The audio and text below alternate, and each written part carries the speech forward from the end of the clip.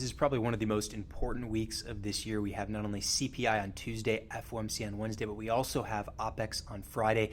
So it's going to be a very volatile week. You definitely have to make sure you mitigate your risk as much as possible. And also, on top of that, we closed on a very pivotal level on Friday. The COVID trend line is the level we closed on. This is the one that I've referenced a lot in previous videos. You can scroll down to the COVID low that we had back here in 2020 and drag it across to the June low that we made, which is our previous yearly low of 2022 until it got taken out in October over here. We made a low on October 13th for CPI that we had back then. But as of now, we closed on this level, so it's going to be very key to see where we end up with this next weekly candle, because if we do end up with another weekly candle that closes below this COVID trend line level, then that can mean a downtrend is present, because if you look at the weekly chart right here, we already had a weekly close below this rising wedge. The rising wedge is the two yellow lines that I have right here, and you can see our weekly candle closed right below it from this past week. So this rising wedge is very key because it goes from all the way around the low that I just referenced, the October 13th low, and it shows the uptrend we were in throughout this entire period until it got broken through on December 6th, which was Tuesday of this past week. So very critical rising wedge to pay attention to, because this can lead to a lot of downside. Rising wedges typically, when they are broken to the downside, have a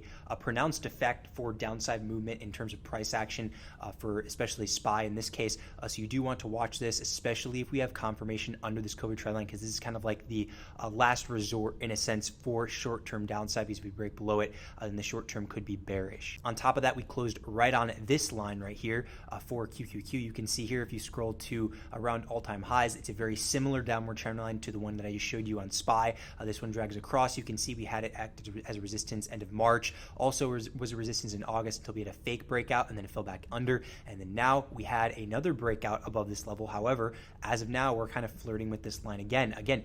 This week is going to be key to see it. Will we break below and close a weekly close below? This one closed right on the level.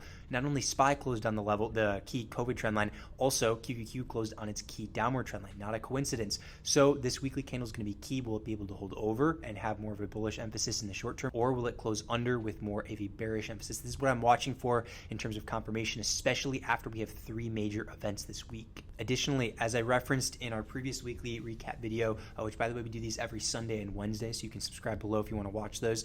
You can see here DXY still maintaining a relatively weak stance. We had our kind of double bottom in a sense right here between these 2 days where you see the large wicks, but it's had a weak and less pronounced bounce each time it's bounced off this support level right here of 105.35 roughly. And after the second time that we bounced off of it, it was even weaker, lower low in terms of this structure here. And you can see we broke below the line and now have retested it and fell below.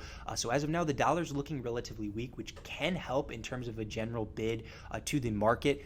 However, I'm still watching it because this can surprise us with CPI on Tuesday. For example, if CPI comes in and the consensus is bearish for the market and we see the market tank, then DXY can break decisively back above this level and kind of continue upwards. So this is CPI, at least for Tuesday, is going to give us a lot of confirmation for DXY if it wants to stay below this level, which would mean a lot more bearish emphasis going forward, which can help prop up the markets, or if it's ready to catch another bid and continue upward, which would allow the market to fall even further from our current standpoint. Additionally, we're starting to see a lot more bearish emphasis hit the tape in terms of put flow on cheddar flow here.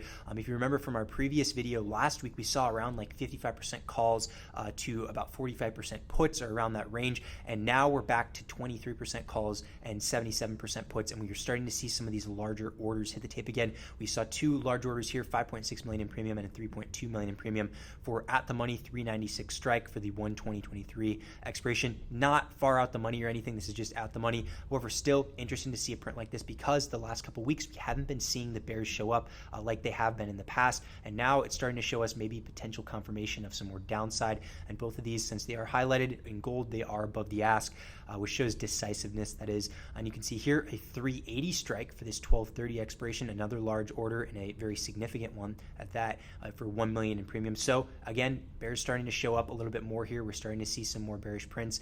As you can see over here, a 360 strike. I'm assuming this is more of a hedge going into this week, especially with all of these events that we're going to see, like 3 major events, because this is pretty far out the money. But this is for $2.8 million in premium for the 360 strike and also for $12.30 as its expiration. So I'm suspecting this one is a hedge just because it is very aggressive. But again, still, we haven't been seeing these types of large hedges lately because at least the risk aperture of larger accounts, they just haven't seen a need to hedge their positions as much just based off of flow that you can see from the past. So some interesting things to note here, some more over here for the 400 strike in the millions. So we're definitely seeing some more bearish flow than we have been seeing in previous weeks, especially compared to just last week when I showed you guys the flow then. So something to monitor continuously as we go into the end of the month. That can give us a sense on what 2023 can bring, at least for Q1 of 2023. So I'm going to monitor and see if we continue to watch a bearish trend go into the end of the year, because that can give us insight of potential downside, or at least continuation of the current downside in the market. On another chart I have here for SPY, we did get rejected off this orange line right here. And if you guys have been subscribed to the channel for a while, this is the one that goes all the way back to 2009 lows. As you can see over here, this has acted as a key resistance all the way up as we continued here, and then as a key support as we fell down onto it. So this is a very key level that I've been watching because it got rejected very hard off this level. Because you can see here we had a weekly close right around that level and then a hard rejection for follow through on the following week. So I'm going to continue to watch this level, especially if we do stay below, because there's more bearish bias if we are staying below. It was unable to hold above or at the level. It's acted as a resistance, a hard one thus far. So as of now, this has been a hard resistance, and it also happened to be around a lot of dark pool prints that we were seeing in terms of signature dark pool prints. We did see quite a bit from this past week, not as much as we saw in early to mid-November. However, this is still a lot. This is heightened from what we've been seeing previously in 2022.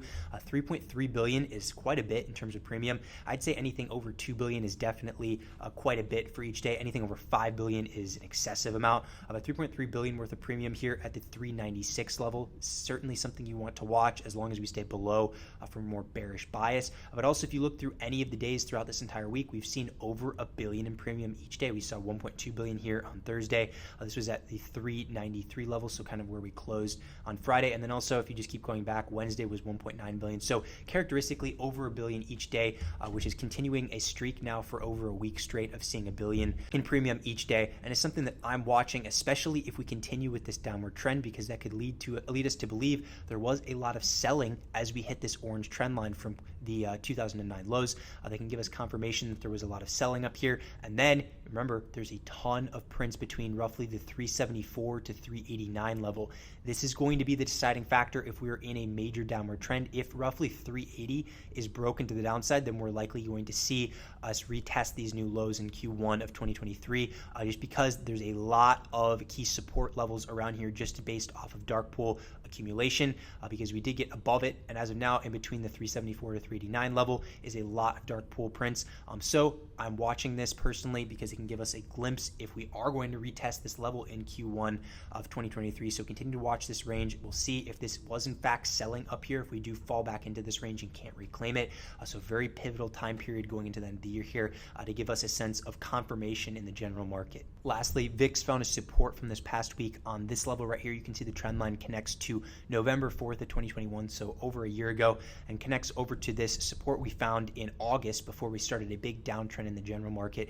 And then we found a support. It kind of fell a little bit under here, but then it found a support later in the week and closed above it. So as of now, it's critical that this level holds, at least for bears. You want to see this level hold as we continue into the end of the year. And then also, the other one that I'm mainly watching is this line right here. If this line breaks to the upside eventually, this is going to be key, and likely we'll see a retest of at least in the mid 30s again, just because of how critical this line is. This line has started previous upward trends for the VIX and hence downward trends for the S&P 500. And in the past, over here you can see in April it started it off this level. We found a support and continued to the upside. Also over here we fell below it, but then gapped up, found it as support, and continued upward again for that big August downside into September. So I'm watching this one mainly. Continue to watch it, mark it on your charts. This is confirmation of a pretty substantial downward move we do get over in the future, so do watch this one.